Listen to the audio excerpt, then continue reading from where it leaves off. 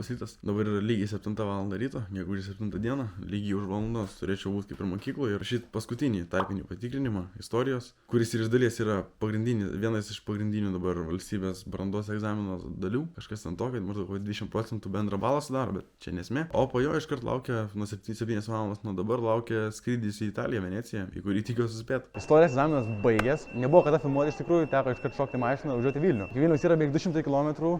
O lėktuvas įskrenda 6 valandas po egzamino. Ir taip gavos, kad pakeliui važiuojant į Vilnių, man skambina iš Rokiškio ir sako, jog apiplėšė kriaušę. Rokiškį, vidury miestą, praktiškai miesto centre, šalia kebabinė, žmonės, turgus, viskas veiksmas vyksta, o ten tiesiog vidury miesto, baltos dienos. Iš tikrųjų, įdomus dalykas, bet gyvenime taip kartais nutinka, kad tiesiog paėmė ir apiplėšė. Ir ką padarysi dabar? Iš esmės nieko. Važiuoju toliau, kelionė tęsiasi, bet gyvenimas rodo, kad gali būti visaip. Toks įdomus dalykas, kad į Veneciją mes nusileidžiam maždaug 5 val. Mums viešbutį pasirodo, ką tik sužinojau, kad reikia būti iki 7 val. Nes po to reikės mokėti 50 € būdą, kad papildomai leistų, nes tipo čekinas tik iki 7 val. O po to reikia ten žmogų samdyti, žodžiu. Eilinis pasipinigavimas. Bet esmė tame, kad mes nusileidžiam ne pačioje Venecijoje, o dar 40 km už Venecijos. Tai skaityk, mums reikės važiuoti 2 autobusais, 2 traukiniais ir 1 keltu. Per 2 valandas reikia spėti.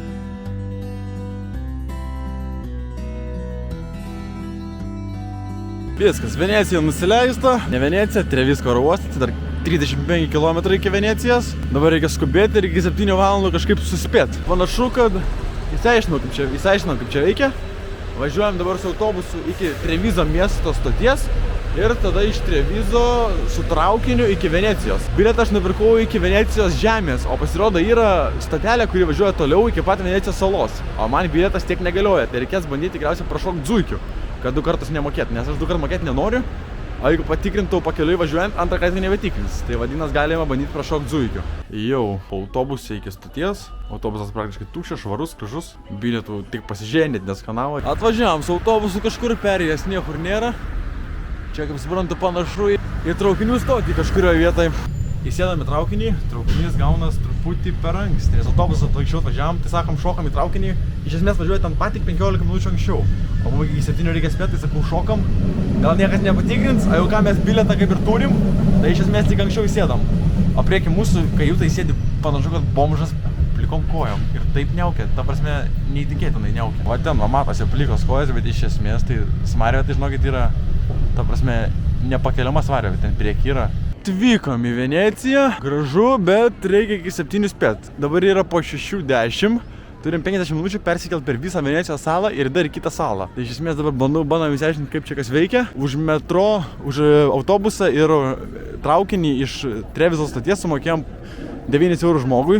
Tai kol kas išleista 9 € viešajam transportui. Va taip atrodo tas vadinamas vaporeto, pas juos kaip pas mus yra autobusai.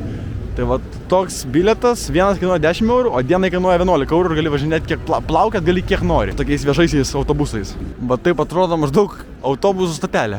Čia įeini ir va taip atrodo, čia viskas. Biški sudėtinga buvo suprasti, bet dabar bent jau aišku. Va čia yra, kaip suprantu, čia plaukia 2 linijos yra, kaip panašiai kaip metro ir autobusų būna. Tai važiuoja 2 linijos ir plaukia 2 linijos ir skirtingas salas. Žalia linija ten, kur mums reikia, o šita violetinė gaunas ten, kur Murano sala, tai yra dar kita sala, bet mums reikia žalios. Ir mums yra, va, esam dabar Ferovija stotelė iš šito, Ferovija stotelė, o lipsim pačioje paskutiniai Lido. Plaukiam su viešuoju transportu.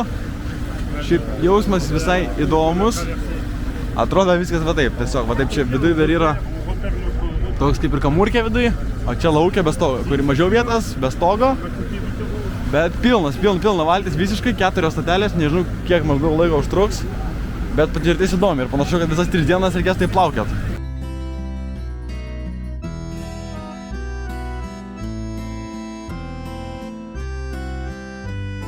Atplaukėm į Lido salą, skaityk beveik valandą praplaukėm, dabar yra jau lygiai 7, tai nežinau, ar gausiu baudą ar ne iš to viešbučio. Tikiuosi, kad ne, nes vėluosim apie 10 minučių. Tai gaunas dabar valandą praplaukėm su tais autobusais vandens ir dabar 1,5 km iki viešbučio reikia eiti, bet kitą kartą reikės važiuoti kažkokį autobusą nuo viešbučio. Jeigu yra, o jeigu ne, tai peškom reikės, bet šiaip sala tai labai graži. Ne Venecija, bet tokia turi, tokia vakarietiško, ispaniško, itališko, gal tokio vaibo. Gražiai atrodo, patinka man kol kas. Daug labai žalumos, daug visko. Spėjom vis dėlto.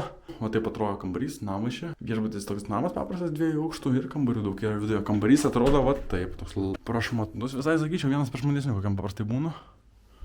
Paprasta kamurkė. Viena lova, telikas, bet šiaip labai gerai atrodo.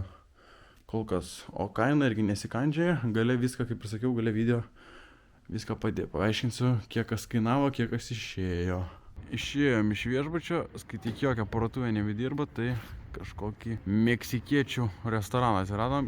Bandysim ragauti, žiūrėt. Už tokį patiekalą 15 eurų, tai dar adekvati kaina. Toks įdomus dalykas, kad už patį maistą sumokėjau realiai tik 30 eurų, bet bendrai reikia mokėti 42, nes pasiskaičiavo ten kažkoks aptarnavimo mokestis, kaip man bandė po to gydyti, kad visoje Italijoje yra ten maždaug aptarnavimo mokestis. Už ten tipo staliuką ir kiek maždaug žmonių reikia aptarnauti. Vos ten maždaug kaip arbatpinigiai, bet jau skaičiuoti, bet dar gali arbatpinigių ir šiaip palikti. Kažkaip biškį mano galva briedas, bet ir dar už stalą vandenį, kuris galvau šiaip yra nemokamas, priskaičiavo 7 eurus, nes pirkom 2 litras, aš galvau, bus nemokamas, ir prašau dar papildymo vieno, o pasirodo vienas vanduo 3,5 euro, tai gavos, kad reikėjo mokėti 40 eurus vietoj 30, kaip tikėjaus. Nauja diena, kaip sakiau, laukia išėjau šiaip ganėtinai karšta, eina su labai plonais skaityk marškiniais, plius 20 tik tai, bet oras tai labai geras ir labai tikrai šilta. Dabar einam iki vietinio Lido salos paplūdimio.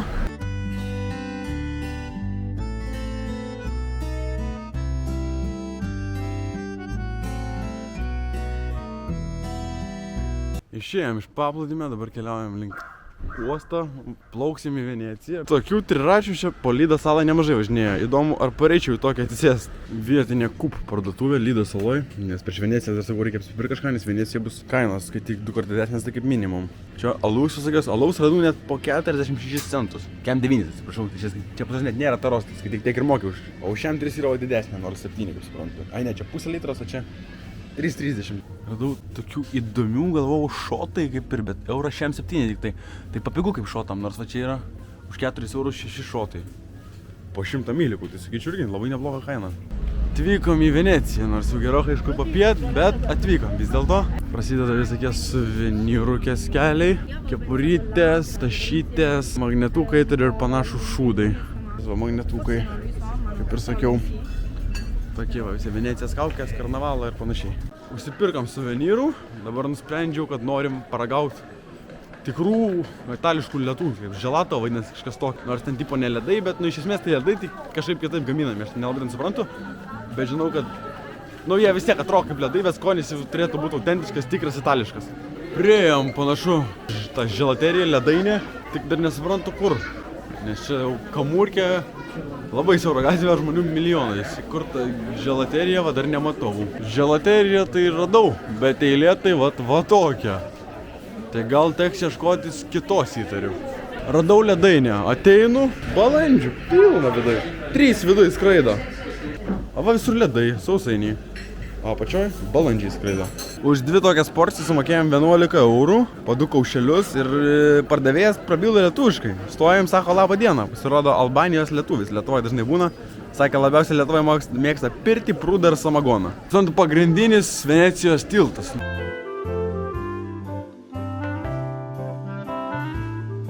Tiltas apžiūrėtas, visai gražus, sakyčiau. Dabar reikia kažkaip bandyti parsigauti namo, nes neįsivaizduoju, ar tie autobusai vadinasi dar važiuoja ir iki kelių jie važiuoja, nes jeigu nevažiuoja, tai kaip namo parsigauti neįsivaizduoju. Dabar atėjom dar Veneciją į parduotuvę, nes pas mus saloje nebedirba parduotuvės, reikia vandens nusipirkti dar kokio brūdo, kad būtų vakare kažko užkast. Įsėdam į valtį, vis dėlto pasisekė, plaukė dar valtis. Grįžom į Lido salą, praktiškai valandą plaukiam, gal nedaugiau biški. Dar nuėjom į sušinę vietinę, bet sušinė vietinė jau praktiškai nieko nebeturėjo sušių su vos lašišos ir su krabų lasdelėm. Tai pasiėmiau kažkokių krevečių keptų 2 ir keli sušių su krabų lasdelėm. Bet tai ne to norėjau iš tikrųjų, bet daugiau nieko nebuvo, valgyti dar visai norėtos, o daugiau niekas kaip ir tokiu metu nebedirba. Paskutinė diena Venecijoje, nauja diena, ketvirtadienis, nors teoriškai skrydis tik rytoj. Bet jau susikrovėm šmutkės ir keliaujam dabar pavalgyti ir pasitankysim po Veneciją šiandien dar. Ir tada į oro uostą. Oro uostą teks pranakvoti šiandien. Skrydis rytoj, kaip sakau, tik 8 val. Ryto. Tai skaityk, mums reiktų apie 4 išvažiuoti iš čionais. Jeigu nakvotume, tai nusprendėm net nebeimti, nes ten papildomai mokėti gal 100 eurų reikia. Dėl poros valandų miegas, sakau, gal geriau pamiegosim oro uostą, nes vis tiek bus paprasčiau taip. Pusryčiai toks muštinis ir 2 krosanai. Bendrai 8 ar 9 eurai. Atsisėdam į metro prie šuniokas. Sėdėm su šuniu. Grįžom į Veneciją, dabar einam prie Atodusio tiltą. Atodusio tiltas ten yra viršui, Atodusio gal. Tipo pagal istoriją, pagal faktą, per jį ėjo atkaliniai, atsisūdavo į Veneciją, atsidūsdavo ir dėl to jis tapo Atodusio tiltu. Nebloga istorija, atrodo visai neblogai. Arčiau paėt, kaip suprantu, nelabai kaip yra.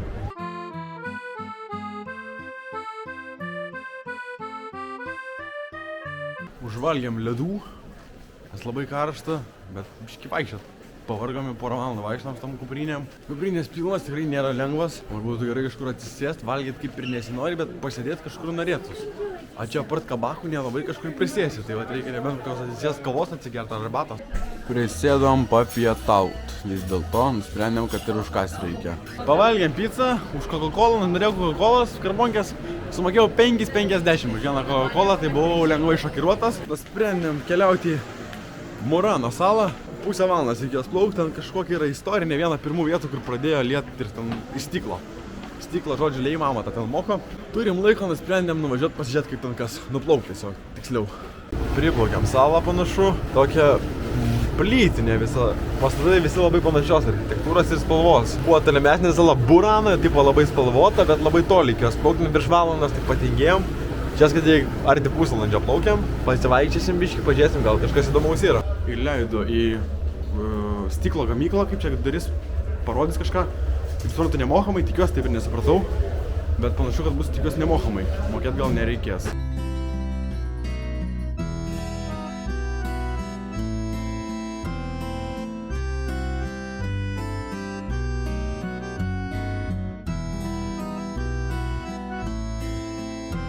Buvo dar viduje muziejus, kaip suprantu, čia ant to ir daro biznį, kad ten viduje pardavinėja labai tas brangias stiklinė, tas stiklinius darbus visokius rankų darbo.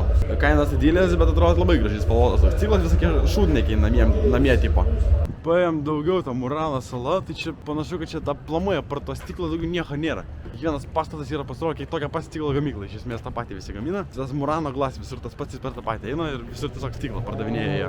Grįžom į Veneciją, bet problemą pasižiūrėjau, kad oro uostas Treviso dirba tik tai iki 12 ir 5 valandą vėl atsidaro. Tai jau čia reikės imti kažkur pernakvot bookingą, bent 5-4 valandom. Dabar jau 6 valandas. Pavalgom dar Venecijoje, čia kažkur dabar kabakė ir tada šausim į Trevisą. Jau čia reikės per bookingą, dabar pigiausia radau už 80 eurų. Tai ganėtinai daug, palyginus, kad čia mokėjau Venecijai po kem 5, daugiau, 50 gaunasi eurų. Už naktį dabar ten gausis už vieną naktį tiek pat, kiek čia beveik už 2 mokėjau. Toks deserčiukas 8,50. Pavalgiam ir traukiam link traukinių stoties. Paskutinis prasiėjimas pro Veneciją ir į Trevisą. O iš Treviso jau, kaip sakant, į gimtinę. Parduotuvėje, kurioje vakar buvom, vėl priėjom, nusprendėm pasižiūrėti.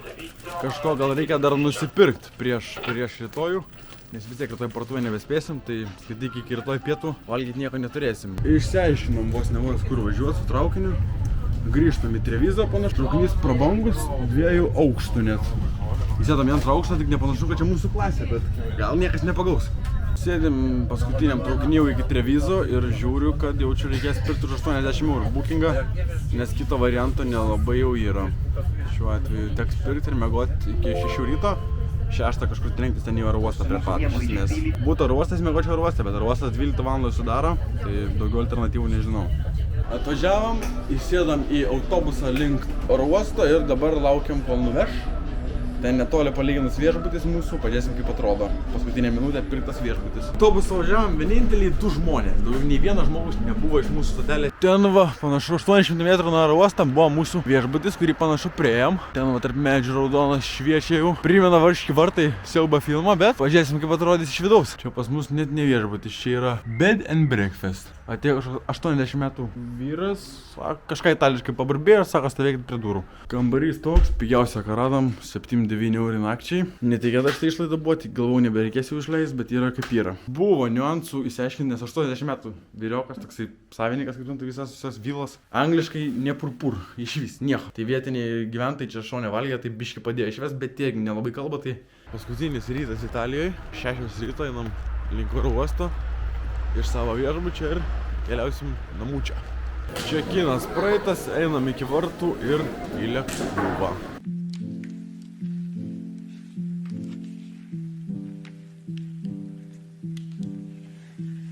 Tai iš tikrųjų atėjo laikas pasakyti, kiek viskas kainavo, kiek visa kelionė išėjo. Bilietai buvo patys pigiausias iš to kelionėje, sakyčiau, pigiau net nežinau, ar įmanoma jau rasti. 16 eurų už vieną pusę. Ir atgal irgi buvo ten 16 eurų su kapeikom, tai skaityk už 30 eurus kelionė pirmyn ir atgal į Veneciją. Kaip pavyzdžiui duosiu pasakyti, kad man iš Rokiškio autobusas iki Vilnius kainuoja 17 eurų. Tai realiai nuvažiuoti iki oro uosto man gaunas net brangiau negu nuskristi iki Italijos. 3 dienų vandens autobuso bilietas išėjo 33 eurus žmogui, tai gaunas po 11 eurų per dieną. Bilietas nuo Trevizo oro uosto iki pačios Venecijos išėjo bendrai 9 eurai, 2 eurai ten bilietas iki stoties traukinių ir tada traukinys 7 eurai. Tai skaityk 18 eurų per abi pusės. Tas maistas labai įvairiai, aišku, galima žiūrėti, galima taupyti, galima netaupyti. Aš per daug stengiuosi ten labai neprisitaupyti, per kur bandau visokius maistus, kas yra įdomus. Nors Italijoje maistas iš tikrųjų labai maloniai nustebino, nes buvo žiauriai pigų pizzas po 7, 8, 9 eurus. Lietuvoje, kad tik tokių kainų net nebėra, o ten maisto kainas tikrai yra, galiu sakyti, kad yra pigesnis negu Lietuvoje. Dieną išleis galima ten 30-40 eurų, manau tikrai sočiai prisivalgysis žmogui. Galima, manau, net taupant ir dar mažiau. Ir paskutinis, pagrindinis iš tokių didesnių išlaidų gavos apgyvendinimas, tai 3 naktys, pirmas 2 naktys išėjo labai pigiai, po 45 eurus, bendrai 90, na ir 3 naktį tikėjausi bemiegoti oro uoste, bet oro uostai patekti nepavyko ir paskutinis kainavo jau 80 eurų.